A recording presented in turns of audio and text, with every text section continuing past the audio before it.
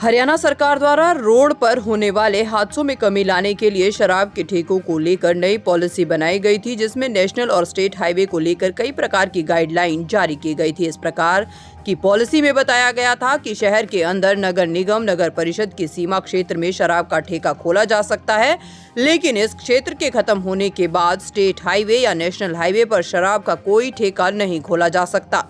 लेकिन जिस तरह से नियमों को ताक पर रखकर शराब के ठेकों को चलाया जा रहा है, इसका अंदाजा आप इसी बात से लगा सकते हैं कि पलवल अलीगढ़ स्टेट हाईवे पर शराब के ठेके ऑन हाईवे खुल रहे हैं, जबकि आबकारी विभाग के द्वारा हाईवे से 500 मीटर की दूरी पर इनका नक्शा पास किया गया है। नक्शा भले ही 500 मीटर की दूरी पर पास किया गया हो, लेकिन शराब के ठेके हाईवे पर खुल रहे हैं। इस रोड पर एक या दो नहीं बल्कि 6 शराब के ठेके इसी तरह से चलाए जा रहे हैं। क्या है कि यहाँ जो नक्शे पास हैं वो हमारे 500 मीटर पीछे पास हैं इसके ठेकों के, परंतु प्रशासन की मिली भगत से, एक्साइज अफसरों की मिली भगत से ये इन लोगों ने आगे बिल्कुल रोड पे रख रखे हैं, जिनसे हादसे होने का बहुत ज़्यादा डर बना रहता है।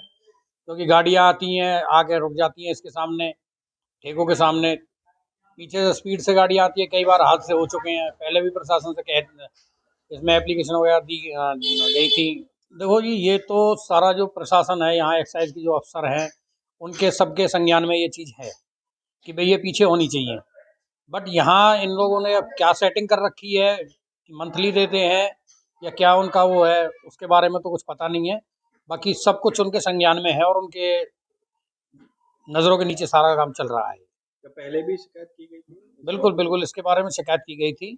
पिछली साल भी इसमें शिकायत की गई थी, अब की बार भी इसमें शिकायत दी गई है गांव वालों के द्वारा, कोई प्रशासन कोई कार्रवाई नहीं कर रहा है। देखो, एक बार सीएम विंडो भी इस पे लगाई गई थी, उसका भी कोई संतोषजनक जवाब नहीं मिला और गोलमोल कर देते हैं।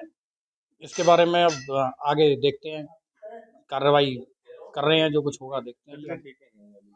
ये 6-7 ठेके हैं यहाँ। इस बारे में जब पलवल आबकारी एवं कराधान विभाग के सहायक अधिकारी संदीप मियां से बात की गई, तो उन्होंने बताया कि अगर कोई भी इस तरीके से ठेके चलाता है तो उसका चालान किया जाता है। समय समय पर उनकी टीमें चेकिंग अभियान भी चलाती है और इसी को लेकर रोस्टर बनाया हुआ है। उनके विभाग के इंस्पेक्टर इस पूरी बात पर नजर रखते हैं। उनका कहना है कि इस मामले को लेकर जांच करेंगे और जांच में जो भी सामने निकल कर आएगा उसी के अनुसार कार्रवाई की जाएगी।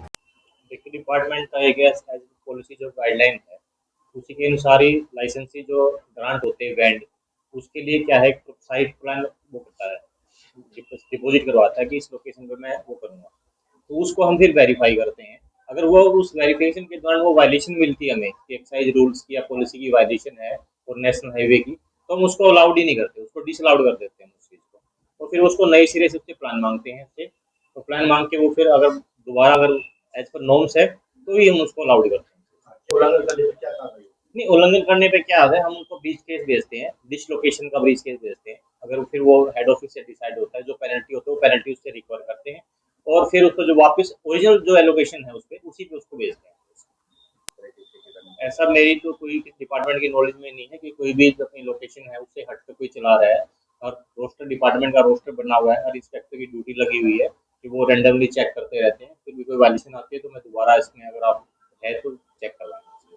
अब क्या डिपार्टमेंट की तरफ से आप लोग चेक कराएंगे कि नहीं, हमारी डेली हर मतलब पूरे मंथ का रोस्टर बनता है, हर इंस्पेक्टर की ड्यूटी लगती है, वो डेली फील्ड में जाते हैं, उसको चेक करते हैं। वहाँ तो लंबे समय से चल रहे हैं, बताए जा रहे हैं।